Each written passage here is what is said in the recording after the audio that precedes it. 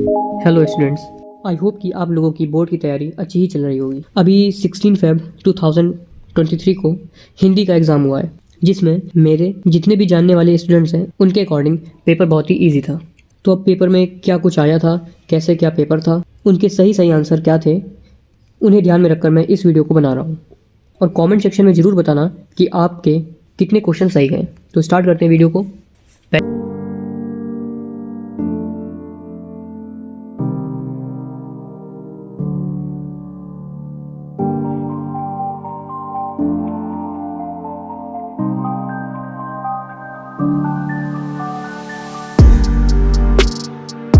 उसके बाद next question है, निम्नलिखित में से आचार्य रामप्रसाद शुक्ल द्वारा लिखा गया निबंध है। हिंदी साहित्य में बहुत ही फेमस पर्सनैलिटी रही है रामचंद्र शुक्ल की। तो इन्होंने एक निबंध लिखा हुआ है, कविता क्या है। तो अकॉर्डिंग टू ऑप्शन नंबर जो 4th है वो सही हो जाएगा सेकंड क्वेश्चन का। उसके बाद अजातशत्रु रचना की विधा है। विधा का मतलब होता है कि किस कैटेगरी में लिखा गया है। ये निबंध है, नॉवेल यानी उपन्यास है, या कहानी है। इस तरीके से हम लोग विधा को डिसाइड करते हैं। तो अजातशत्रु जो है, फर्स्ट ऑफ ऑल आपको ये पता होना चाहिए कि ये लिखी किसके द्वारा गई थी। इसे लिखा था बहुत ही फेमस पर्सन यानी जयशंकर प्रसाद ने। ये बहुत ही फेमस राइटर रहे हिंदी साहित्य के लिए। जो इनकी अजातशत्रु रचना है वो नाटक विधा में कंसीडर की जाती है। उसके बाद क्वेश्चन है, अज्ञे की रचना क्या है। अज्ञे का पूरा नाम पता होगा आपको, सच्चिदानंद वात्स्यायन अज्ञे। तो इनकी जो रचना है इस ऑप्शन के अकॉर्डिंग वो हो जाएगी शेख हरेक जीवनी, यानी ऑप्शन नंबर जो 4th था वो इस क्वेश्चन का सही आंसर हो जाएगा। उसके बाद लास्ट क्वेश्चन बहुत इजी था ये, या आपने अगर क्वेश्चन बैंक या विद्या भी पढ़ी होगी तो उससे क्वेश्चन डायरेक्ट मिला होगा। बहादुर किसकी रचना है, यानी बहादुर कहानी के लेखक कौन है। तो इसके लेखक थे अमरकांत, यानी ऑप्शन नंबर 4th इसका सही आंसर हो जाएगा। तो एक बार फिर से हम लोग देख लेते हैं। अच्छा, ये जो क्वेश्चन पेपर मेरे पास आया हुआ है उसका कोड है 302 इन ब्रैकेट ZI। आपको पता होगा कि पूरा जो बोर्ड होता है हमारा उत्तर प्रदेश का, वो 6 से 7 पेपर को बनाता है, ताकि एक भी पेपर लीक हो जाए तो दूसरा पेपर उसके जगह काम आ सके।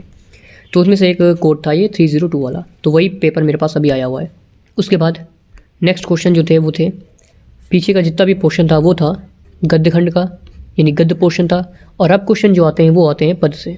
तो उसमें से पहला क्वेश्चन था, रामधारी सिंह दिनकर प्रमुख कवि हैं, किस धारा के कवि रहे हुए हैं। तो पहले तो हम लोग को पता होना चाहिए कि जो हम लोग का इतिहास है हिंदी साहित्य का, उसमें हम लोग एक पढ़ते हैं युग के हिसाब आपने पढ़ा होगा, छायावादी युग, छायावादोत्तर युग और आधुनिक युग। उसके बाद इसमें आती है एक काव्य धारा। तो ये जो बहुत ही मेजर पोर्शन होते हैं इन दोनों को पढ़ने के, यानी हमारे हिंदी साहित्य जो है वो इस खंडों में बटा हुआ है। तो वही पूछा है, रामधारी सिंह दिनकर जो है वो प्रमुख कवि हैं। और यहाँ पर हमें देखना होगा वो युग नहीं पूछ रहा है, वो पूछ रहा है काव्यधारा, यानी किस काव्यधारा के प्रमुख कवि थे। तो ऑप्शन नंबर इसका जो बी है, सेकंड ऑप्शन, प्रगतिवादी काव्यधारा के प्रमुख कवि रहे हैं रामधारी सिंह दिनकर, यानी इसका ऑप्शन जो होगा वो करेक्ट हो जाएगा ऑप्शन नंबर बी, यानी प्रगतिवादी काव्यधारा के। अगला क्वेश्चन है, बिहारी की रचनाओं का छंद है, यानी जो कवि रहे हुए हैं बिहारी वो कौन से छंद का यूज़ करते थे। तो ये मेजर पोर्शन इनका जितना भी रहा है वो हमेशा दोहा छंद रहा है या तो सोरठा रहा है। इन्होंने सिर्फ और सिर्फ इन दोनों छंद को ही अपने यूज़ में लिया था। तो इसमें आंसर दोहा ये रहा। हालांकि इसमें सोरठा भी होना चाहिए था, बट ऑप्शन में कहीं भी सोरठा नहीं दिया हुआ है, इसलिए ऑप्शन नंबर जो 3rd होगा वो सही हो जाएगा। उसके बाद डायरेक्ट पोर्शन है फैक्चुअल, आंसू रचना है, किस कवि की रचना है। तो आंसू लिखा गया है जयशंकर प्रसाद के द्वारा, यानी ऑप्शन नंबर 3 जो होगा वो सही हो जाएगा। उसके बाद छायावाद स्थूल के प्रति सूक्ष्म का विद्रोह है, ये कथन किसका है। ये बहुत ही फेमस कोटेशन रही है नागेंद्र की, और तो इस हिसाब से ऑप्शन हो जाएगा नागेंद्र, यानी डॉक्टर नागेंद्र के द्वारा ये कोटेशन इन्होंने ही कहा था। उसके बाद नेक्स्ट क्वेश्चन है, दूसरा सप्तक का प्रकाशन कब हुआ। ये भी फैक्चुअल डेटा, ये विद्या और क्वेश्चन बैंक में साफ हाईलाइटेड क्वेश्चन रहा है, और जिसका आंसर हो जाएगा सन 1951। यानी इस तरीके से आपने अपने गद्य और पद खंड के क्वेश्चन आंसर्स को टच किया। और आप कमेंट में ज़रूर बताना कितने क्वेश्चन आपके इन 10 क्वेश्चन में से सही रहे हुए। अब आता है मेजर पोर्शन राइटिंग स्किल वाला, यानी आप जितना भी अच्छा लिख सकते हैं इसमें उस बेस पे आपको नंबर दिए जाते हैं।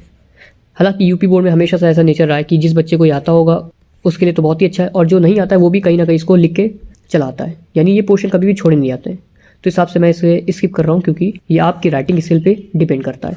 और अभी इस वीडियो में इसको बताना फालतू का टाइम वेस्ट है। तो ये आपने उम्मीद है इसको टच किया होगा। इसी तरीके से पद पोषण आता है, वो भी ऐसा ही होता है कि आपने अगर पद पढ़ा होगा तो ठीक है, नहीं तो आपने कुछ ना कुछ तो लिखा ही होगा। हम लोग को इस वीडियो में बस उसे टच करना है जो कहीं ना कहीं हम लोग को लर्न करने को आते हैं, या कहीं ना कहीं हमें कुछ तर्क देने होते हैं, यानी कुछ कंसेप्चुअल बेस पे होते हैं। तो ऐसा ये भी पोर्शन है पद का। इससे भी आपने क्या होगा, एक आती जीवनी गद्य की और एक जीवनी हो गई पद्य की। ये हल्का सा लॉन्ग में ही आ जाता है। तो जीवनी तो आपने पूरे पोर्शन में, पूरे साल भर में तो पढ़ी होगी। उसके बाद फिर पंचलाइट यानी शॉर्ट स्टोरी में आ जाता है। कुछ कहानी होती है, उनका आपको सारांश लिखना पड़ता है। ये पूरे 5 नंबर का आता है। ये भी स्टोरी आपने पढ़ी होगी और उम्मीद है करके आए होंगे। उसके बाद फिर आ जाता है आपका खंडकाव्य, जो कि हर जिलेवार ये फिक्स होता है, तो इसलिए इसको तो याद करना बहुत ईजी हो जाता है, क्योंकि आपको पता ही है कि आपके ज़िले में कौन सा खंडकाव्य आने वाला है। उसके बाद फिर संस्कृत का पोर्शन सेम वैसे ही, जैसे गद होता है, पद होता है, उसमें भी आपको एक्सप्लेन यानी अपना सारांश लिखना होता है। उसके बाद कुछ श्लोक होते हैं, उसका भी आपको अर्थ लिखना पड़ता है। फिर मुहावरे, और उसके बाद जो हम लोग को इस वीडियो में कवर करना है वो स्टार्ट होता है क्वेश्चन नंबर 10 से, यानी संधि विच्छेद आपने कैसे किए हैं, सही है या नहीं है। उसके बाद धातु रूप, शब्द रूप, तो वो देखने हैं। तो स्टार्ट करते हैं यहाँ से। क्वेश्चन नंबर जो 10 है उसमें लिखा हुआ है आपको संधि विच्छेद करना है। अच्छा, जब पहले क्वेश्चन बनते थे उसमें संधि विच्छेद करने के बाद हम लोगों से उसका प्रकार भी पूछता था कि ये गुण संधि है या स्वर संधि, लेकिन अब ऐसा नहीं है। अब तो बहुत ही क्वेश्चन ईजी बनने लगे हैं, यानी हम सीधे देख सकते हैं कि एक क्वेश्चन दिया गया है और उसमें भी उसके ऑप्शन दिए हुए हैं, यानी हल्का सा भी आपको आइडिया है तो ऑप्शन आप इसमें सही टिक कर सकते हैं। तो देखते हैं, पहला क्वेश्चन था रमेश, इसका संधि विच्छेद क्या होगा। तो इसको हम लोग तोड़ते हैं रमा प्लस ईश में। हालांकि यहाँ पे इन्होंने विसर्ग लगा दिया है, इसको आप लिखे चाहे ना लिखे, हम लोग को बस इतना देखना है कि इसका संधि विच्छेद क्या है, जो कि पहले वाले वर्ड के लास्ट और उसके अगले वाले वर्ड के स्टार्टिंग वर्ड से मैचअप करना चाहिए। तो इसको फिर से देखते हैं एक बार। रमेश को लिखते हैं रमा प्लस ईश से। ईश लिखो या ईशा लिखो, आपकी मर्ज़ी। तो बहुत से लोग तो ये कहेंगे कि इसको हम यूँ क्यों लिख सकते हैं, रमा प्लस ईशा। ये भी हो सकता है, क्योंकि ऑप्शन तो हमें ये भी देखने को मिल रहा है और ऑप्शन हमें ये भी देखने को मिल रहा है। लेकिन हम लोग अक्सर भूल जाते हैं रटते हुए कि इसका जो डेफिनेशन होता है संधि विच्छेद का, तो पहला रूल तो वही होता है कि आप जो भी वर्ड बना रहे हैं, यानी जो भी शब्द आप तोड़ेंगे, उनका अर्थ जरूर होना चाहिए। यानी ऐसा नहीं कि दोनों वर्ड तोड़ दिए, उनमें से एक का अर्थ, यानी इसमें ऐसा नहीं होता है कि आपने दोनों शब्दों को जैसा मन चाहे तोड़ दिया और उसके कोई अर्थ भी ना निकले, तो इस कंडीशन में वो संधि विच्छेद नहीं होगा। बस यानी आपने एक वर्ड को, यानी इस शब्द को तोड़ तो दिया है, लेकिन वो संधि विच्छेद नहीं होगा। जैसे कि यहाँ पर हम देखते हैं कि यहाँ पर पहले मैंने तोड़ा रमा और ईशा में, क्योंकि रमा का मतलब होता है लक्ष्मी या देवता भी यूज़ करते हैं इसमें, देवता या देवी, और जो ईशा का मतलब होता है वो होता है ईश्वर, यानी इन दोनों का माने कुछ है। इसलिए ये ऑप्शन जो होगा ये बिल्कुल करेक्ट होगा, यानी ऑप्शन नंबर जो ए है रमा प्लस ईशा, वो हो जाएगा एकदम सही आंसर। और जो रमा इसमें लिखा हुआ है इसका मतलब तो सेम वही हो जाएगा लक्ष्मी, लेकिन ईशा ये जो लिखा हुआ है हिंदी में इसका कोई भी माने नहीं होता है, इसलिए संधि विच्छेद नहीं होगा। यानी इसको हम तोड़ तो सकते हैं लेकिन इसका कोई अर्थ नहीं है, इसलिए जो ऑप्शन सा है जो देखने में एक ही लग रहा है वो गलत हो जाएगा। बाकी इसी तरीके से बा नंबर भी और द नंबर भी गलत होंगे। यानी संधि विच्छेद का मतलब सिर्फ ये नहीं होता है कि आप शब्दों को तोड़ दो, तोड़ने के साथ साथ हमें ये भी देखना पड़ता है कि जो शब्द तोड़े जा रहे हैं उनका कोई मायने है या नहीं, तब जाके वो संधि विच्छेद कहलाएगा। तो इस हिसाब से इसका जो ऑप्शन ए है वो सही हो जाएगा, यानी रमा प्लस ईशा। इसी तरीके से कवींद्र, संधि विच्छेद क्या हो जाएगा, तो कवींद्र को लिखते हैं कवि प्लस इंद्र, कवि प्लस इंद्र। तो इस हिसाब से जो ऑप्शन होगा, ऑप्शन नंबर जो ए है वो सही हो जाएगा। अगला है गायिका। ये बहुत इंपॉर्टेंट क्वेश्चन इस तरीके के आते हैं, क्योंकि कहीं ना कहीं क्वेश्चन हमेशा कन्फ्यूज़न क्रिएट करते हैं। इसका होता है गय प्लस अक, सबसे अलग, यानी गा में ए की मात्रा, गय प्लस अक। तो इस हिसाब से भी ऑप्शन नंबर ए हो जाएगा सही, यानी तीनों क्वेश्चन के ऑप्शन नंबर ए ही सही होंगे। नेक्स्ट पेज जो है वो है, इसमें आपको शब्द रूप संस्कृत का पोर्शन है, लिखा है आत्मना। पहला क्वेश्चन है आत्मना शब्द में विभक्ति और वचन क्या है। तो आप लोग को पता होगा, आपने अगर याद किया होगा तो एक तरफ लिखा रही थी विभक्ति, जिसमें लिखा होता है प्रथम द्वितीय तृतीय, ऐसे करते करते पूरा पूरा संबोधन तक। और एक में होता है यहाँ पर वचन लिखे रहते हैं, जैसे एक वचन, द्विवचन और बहुवचन। तो पूछ रहा है आत्मना किस रो में आता होगा या किस कॉलम में आता है। तो हमें पता होता है पहले आता है आत्मा, उसके बाद आत्मानम, उसके बाद आत्मना, जो कि क्वेश्चन पूछा गया है। अच्छा, ये जो शब्द रूप होते हैं ये आपके सिलेबस में फिक्स होते हैं, यानी जब सिलेबस निकाला जाता है गजट तो उसमें फिक्स होते हैं कि आपको सिर्फ यही पूछा जाएगा, जैसे आत्मा से रिलेटेड हो गया, नदी से रिलेटेड हो गया, बोर्ड डिसाइड करता है। और मुश्किल से 3 ही आपको शब्द रूप याद करने को दिए होते हैं, उनमें से ही पूछे जाते हैं, क्योंकि ऐसे शब्द रूप बहुत तरीके से होते हैं। लेकिन आपको जो आपके सिलेबस में दिया गया होगा आपको सिर्फ और सिर्फ वही याद करना है। तो इसमें से हम लोग का जो क्वेश्चन था वो था आत्मना का आता है। तो आत्मना हमने देखा तृतीय विभक्ति में और एक वचन पुरुष में आता है। तो इस हिसाब से इसका आंसर हो जाएगा तृतीय विभक्ति एक वचन। ऑप्शन नंबर सी हो जाएगा इसका करेक्ट आंसर। इसी तरीके से पूछा जा रहा है नामनी, ये शब्द में विभक्ति और वचन क्या है। तो इसी तरीके से इसका भी संबोधन से पहले आता है, यानी सप्तमी विभक्ति और एक वचन में। इसको भी आप इस तरीके से याद कर सकते हैं। ये हो जाएगा सप्तमी विभक्ति और एक वचन, यानी ऑप्शन नंबर ए इसका करेक्ट हो जाएगा। अगला आता है शब्द युग्म का सही चयन करना है। ये होमोफोन्स जैसे इंग्लिश में होते हैं वैसे ही हिंदी में भी शब्द युग्म होते हैं, जैसे अनिल और अनल, जो कि प्रोनाउंसिएशन इनका हल्का सा एक ही जैसा रहता है, यानी जब उसको उच्चारण इसका करेंगे तो एक ही जैसा सुनने को मिलता है। तो पहला है अनिल और दूसरा है अनल। तो अनिल का मतलब होता है हवा यानी वायु, और अनल का मतलब होता है आग। तो इस ऑप्शन में जहाँ पे भी वायु और आग होगा वो हो जाएगा इसका करेक्ट आंसर। ऑर्डर में ही देखना है, पहले अनिल लिखा हुआ है तो अनिल का मतलब पहले हवा ढूंढना है। तो ये हो गई हवा और आग मतलब ये, यानी ऑप्शन नंबर जो बी होगा वो सही हो जाएगा। तो इसका आंसर हो जाएगा हवा और आग। तो ऑप्शन नंबर बी जो होएगा इसका सही आंसर। उसके बाद लिखा है अम्बुज और अम्बुद। ध्यान देना इसमें लास्ट में जा है और दा है। तो अम्बुज जो होता है उसका मतलब होता है कमल का फूल, और जो अम्बुद होता है उसका मतलब होता है मेघ यानी बादल। तो कमल और बादल, यानी ऑप्शन नंबर जो सी होगा इसका करेक्ट आंसर होगा।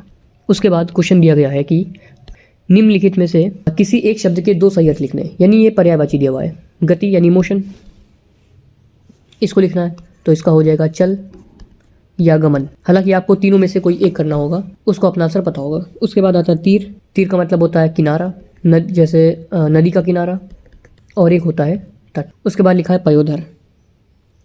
पयोधर का मतलब होता है बादल या मेघ। दोनों हालांकि एक ही हैं क्योंकि पर्यायवाची का मतलब ही होता है।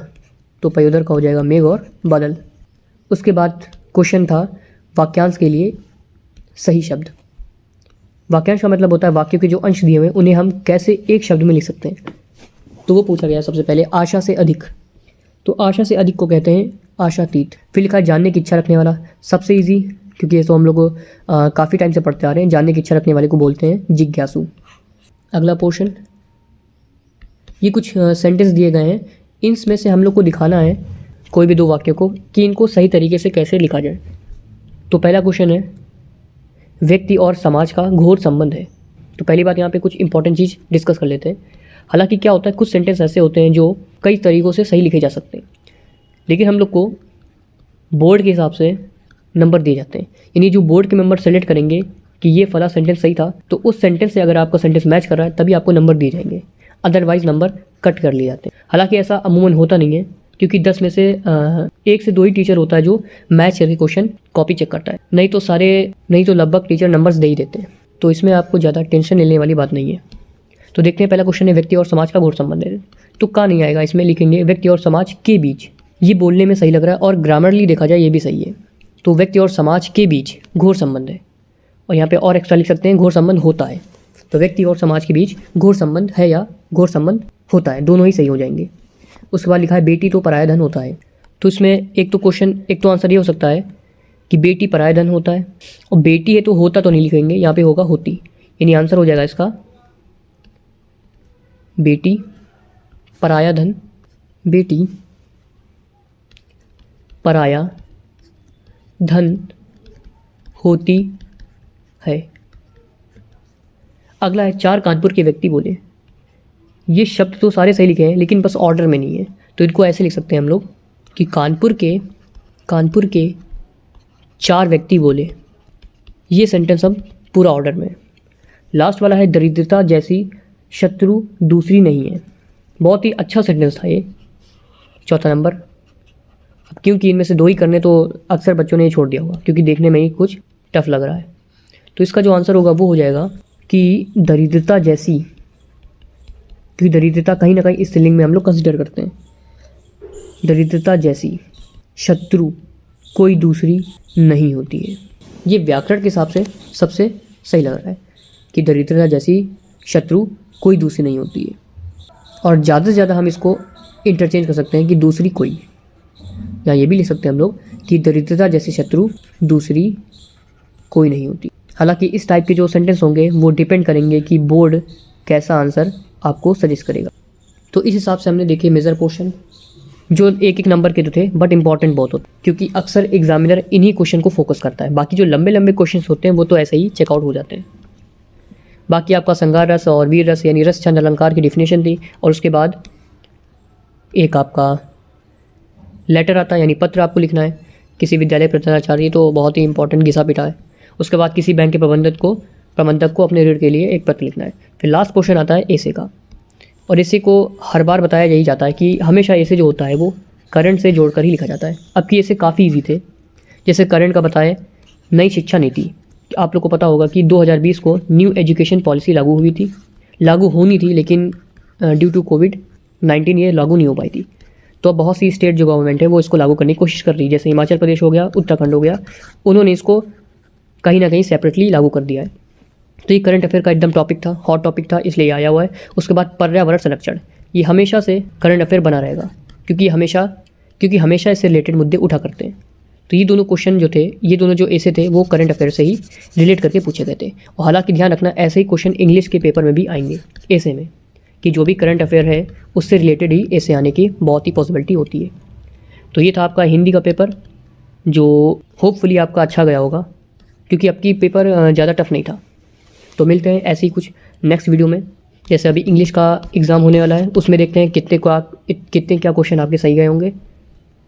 और इसके बाद एक सीरीज़ स्टार्ट करने जा रहा हूँ मैं मैथ की, जिसमें हम देखेंगे बहुत ही इंपॉर्टेंट क्वेश्चंस जिनके बोर्ड एग्जाम में आने की पॉसिबिलिटी बहुत ही ज़्यादा है। तो मिलते हैं नेक्स्ट वीडियो में।